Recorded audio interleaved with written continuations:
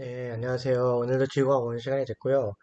제가 턱하고 입술을 좀 다쳤어요. 그리고 이도 약간 좀 다쳐가지고 지금 말을 많이 하면 상처가 더 날 수도 있어서 최대한 동영상을 찍어서 여러분한테 보여주는 쪽으로 말을 아예 안 할 수는 없고 한 번의 수업으로 여러분들한테 보여주는 식으로 진행을 좀 해야 될 것 같습니다. 그래도 진도 거의 나간 상태고 앞으로 한두 시간이면 끝날 것 같아요. 많아야 3시간? 그러니까 영상 보는 걸로 진도는 마무리 지을 거고, 그리고, 음, 양해 부탁드립니다. 자, 오늘 배울 거는 암흑물질과 암흑에너지에 대한 내용인데, 먼저 암흑물질이 무엇이냐면, 우리 눈에는 보이지 않지만 중력으로 질량의 존재를 추정할 수 있는 물질이에요. 이게 무슨 말이냐면, 그냥 물질입니다. 질량이 있는 물질인데, 우리 눈에는 확인이 되지 않는 거예요. 그게 암흑물질이고, 얘를 그러면 어떻게 발견을 하게 됐느냐 알아본다면, 일단 우리 태양계를 보면 케플러 회전이라는 걸 합니다. 케플러 회전이란 게 뭐냐면 회전 중심에서 거리가 멀어질수록 속도가 감소하는 회전이에요. 얘는 왜 이 케플러 회전을 하냐면 중심의 질량이 밀집된 경우에 케플러 회전을 합니다. 이제 케플러 회전 말고 보통은 강체 회전이라고 해가지고 우리 몸이나 보통의 물질 같은 걸 회전을 시키면 강체 회전을 한다고 하는데 강체 회전은 그 회전의 중심으로부터 멀리 있는 것이든 가까이 있는 것이든 다 한 바퀴 돌 때 한 바퀴 도는 것을 강체 회전이라고 얘기를 해요. 예를 들어 우리가 가만히 서서 한 바퀴 이제 손을 쫙 벌리고 한 바퀴 쫙 돈다면 내 몸이 한 바퀴 돌 때 내 손도 똑같이 한 바퀴 돌죠. 내 손이 내 몸으로부터 내 몸 중심으로부터 멀리 있다고 해서 뭐 천천히 돌거나 그러지 않습니다. 근데 이 케플러 회전이라는 거는 회전 중심에서 거리가 멀어질수록 회전하는 속도가 감소하는 회전을 뜻해요. 그래서 태양계의 수금지와 목토천의 이 순으로 행성들이 있는데 공전 속도가 수성이 제일 빠르고 해왕성이 제일 느립니다. 태양으로부터 멀리 있을수록 공전 속도가 느려요. 그 이유가 이 태양은 태양계의 총 질량 중에 무려 99% 이상을 차지를 하고 있고 나머지 행성을 다 더해봐야 한 0.2%밖에 안 돼가지고 태양계 자체는 이 중심의 질량이 밀집되어 있는 그런 형태입니다. 그래서 케플러 회전을 하는 거고, 그래서 우리 은하를 이제 관측을 해요. 지금 태양계가 케플러 회전을 하니까, 그럼 우리 은하는 어떤 회전을 할까라고 해서 우리 은하의 질량을 좀 관측을 합니다. 우리 은하에 존재하는 별을 관측해가지고 질량 분포를 분석한 결과 중심의 질량이 밀집되어 있는 것을 확인을 해요. 아, 그러면 우리 은하도 케플러 회전을 하겠구나 라고 생각하고 실제로 우리 은하의 중심 쪽이랑 우리 은하의 외곽 쪽 그런 회전 속도를 구해봤습니다. 직접 구해봤더니 어떤 결과가 나왔느냐? 중심에 위치한 별들과 외곽에 있는 별들의 회전 속도가 거의 같은 결과가 나왔어요. 케플러 회전을 한다면은 중심에 위치한 별이 훨씬 빠르게 회전을 하고 외국에 있는 별들은 회전 속도가 느려야 하는데 거의 같다라는 거죠. 그러니까 얘는 케플러 회전을 하지 않는다라는 것을 알게 된 거고 이 결과는 어떤 얘기를 해주는 거냐? 현재 대부분의 물질이 눈으로 봤을 때는 은하 중심부에 질량이 모여있는 것처럼 관측이 되지만 실제로는 은하 외곽에도 상당한 양의 물질이 분포하고 있음을 뜻합니다. 그래서 지금 밖에 은하 외곽에도 질량들이 많이 있겠구나. 케플러 회전을 하지 않기 때문에 중심의 질량이 밀집된 게 아니구나 하고 외곽을 관측을 해요. 근데 최대한 이 물질을 관측하기 위해서 전자기파를 다 씁니다. 전자기파라는 거는 뭐 X선, 자외선, 적외선, 가시광선, 전파 등등의 이 영역대를 전자기파라고 얘기를 하는 거고요. 이 모든 영역으로 다 관측을 해봤지만 관측이 불가능했어요. 즉, 바깥에는 질량이 존재하지만 전자기파로는 관측할 수가 없다. 그래서 눈에 보이지 않는 물질이다 라고 해서 암흑물질이라는 것 이름을 붙이게 되었고요. 우리 은하의 외곽에 암흑물질이 많이 분포한다 이런 결과를 얻게 되었고 암흑물질의 질량이 어느 정도가 되느냐 봤더니 우리 은하에는 암흑물질의 질량이 우리 은하 전체 질량의 약 90%를 차지할 것으로 추정을 하고 있습니다. 그러니까 우리가 눈으로 본 거는 우리 은하 전체 질량의 10%밖에 안 되는 거고 암흑물질이 차지하고 있는 게 무려 90%가 되는 거죠. 그래서 우리 은하 안에서 별들의 회전 속도를 나타낸 그래프가 있는데 여기가 은하 중심이고요. 은하 중심으로부터 멀어질수록 일단 가까이 있는 애가 속도가 이렇게 빠르고 멀어질수록 속도가 점점 늘어질 것이라고 예측을 했었어요.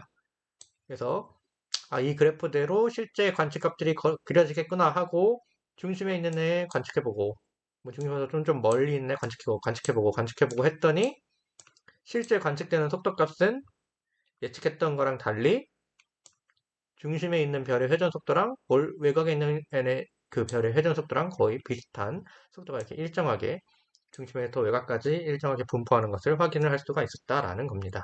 그래서 우리 은하는 눈으로 관측되는 질량보다 눈으로 관측되지 않는 질량들이 더 많구나 이런 결과를 얻게 되었고요. 그래서 암흑물질의 특성은 뭐냐면 전자기파로 관측되지 않습니다. 그래서 우리 눈으로는 확인할 수가 없는 물질이고 대신에 얘는 눈에 보이진 않지만 질량을 가지고 있으므로 중력을 이용해서 존재를 추정할 수가 있어요.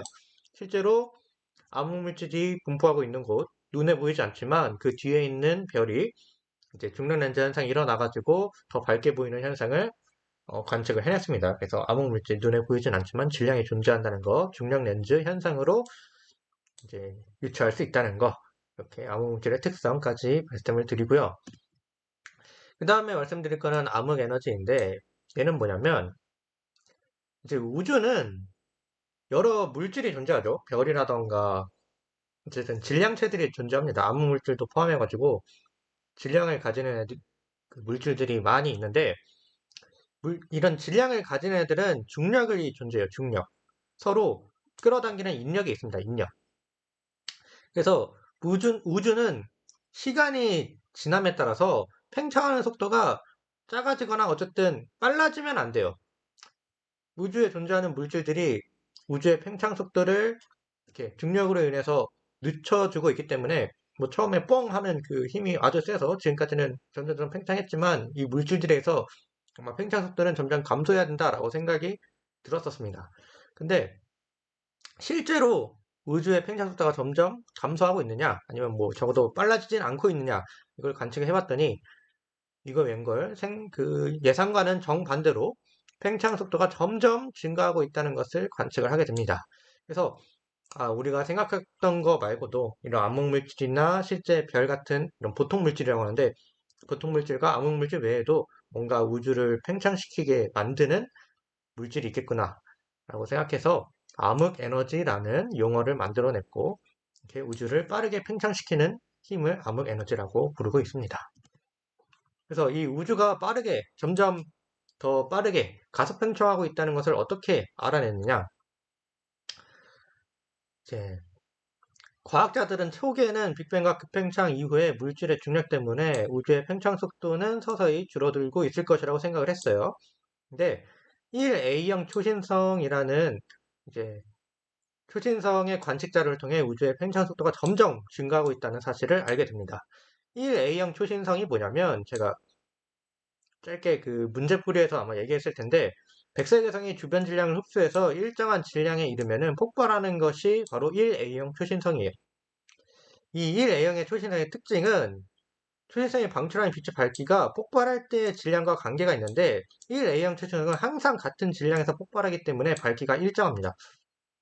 이건 뭐냐면 그 태양이 진화하다 보면은 나중에 백색외성이 되죠.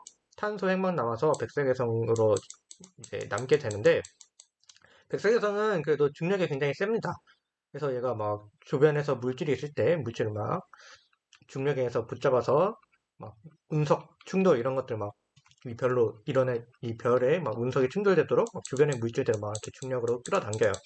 근데 뭐 어지간한 중력으로는 그러니까 어지간한 질량으로는 이 백색외성이 초신성 폭발하도록 만들 수는 없는데 예를 들어 애초에 이 별이 쌍성이었던 경우가 있습니다. 쌍성이라는 거는 뭐냐면 별이 두 개가 서로 공전 질량 그 공통 질량 중심을 기준으로 공전을 하면서 별 두 개가 공생하고 있는 상태를 말해요.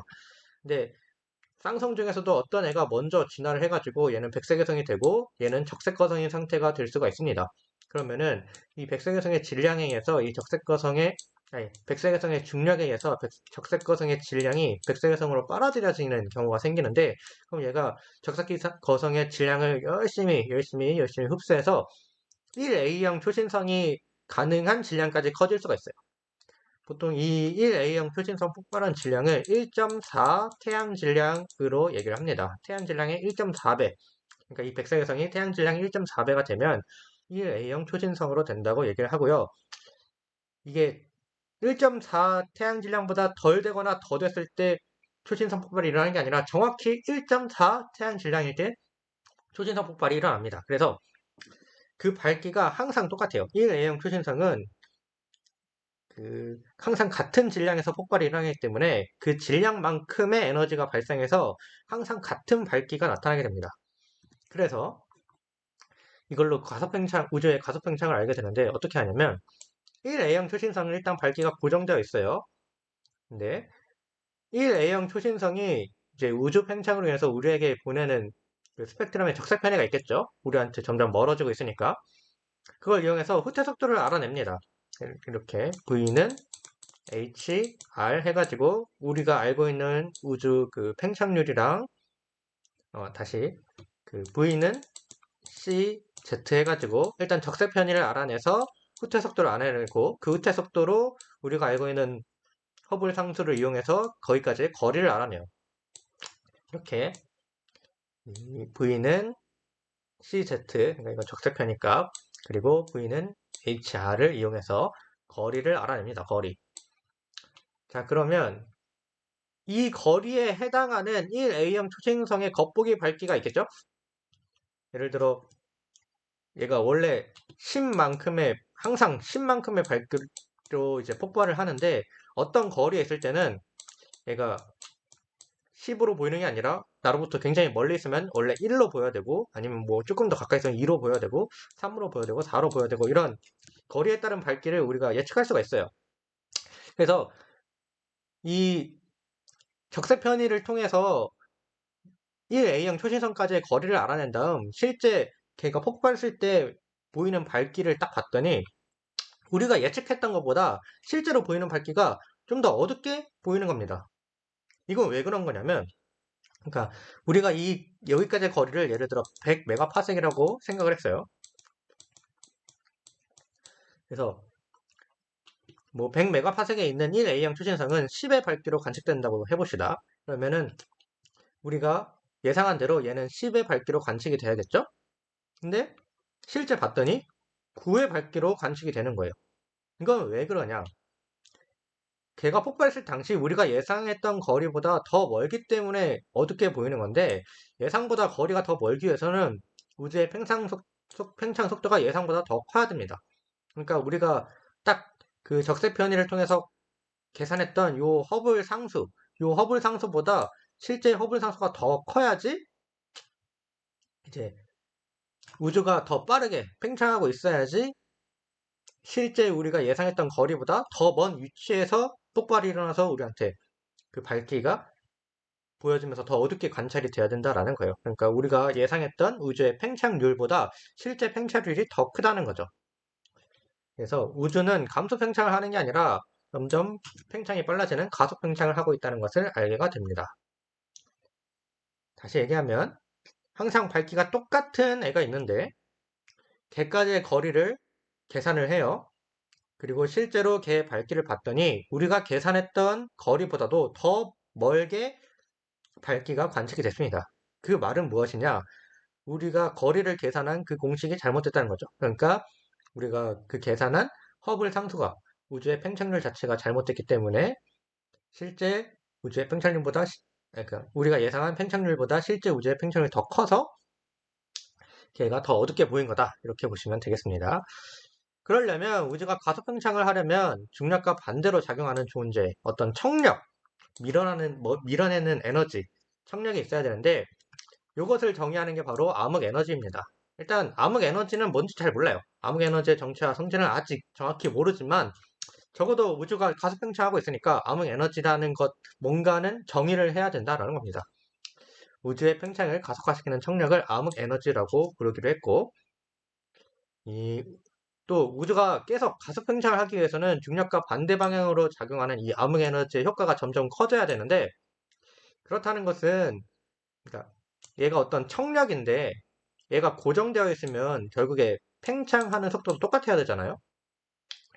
그렇다는 것은 지금 암흑 에너지 점점 우주가 빠르게 팽창한다는 뜻은 이 청력이 점점 세지는 것이냐 이렇게 생각할 수도 있지만, 이 과학자들이 생각하기로는 우주가 가속 팽창하는 까닭이 암흑 에너지가 점점 커지기 때문이 아니라, 암흑 에너지 값 자체는 고정되어 있는데 우주가 팽창할수록 중력의 효과가 지들끼리 거리가 더 멀어지니까 중력 효과가 작아져서 자연스럽게 청력이 커지기 때문이다. 암흑 에너지 자체는 고정된 값이지만 이제 우주가 팽창하면서 중력 효과를 이뤄내는 뭐 보통 물질이나 암흑 물질 사이의 거리가 멀어지기 때문에 자연스레 암흑 에너지의 이 청력의 효과가 상대적으로 커지기 때문이다라고 설명을 합니다. 그래서 나중에 좀 설명을 하겠지만 암흑 에너지랑 암흑 물질이랑 요 보통 물질 세 개가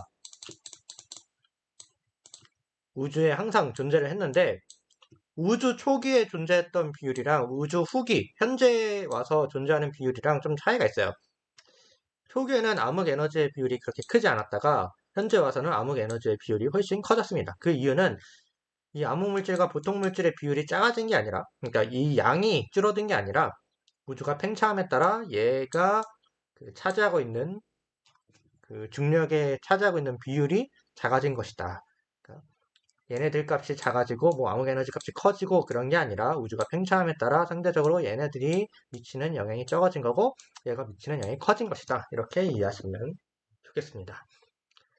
오늘은 여기까지만 하고요.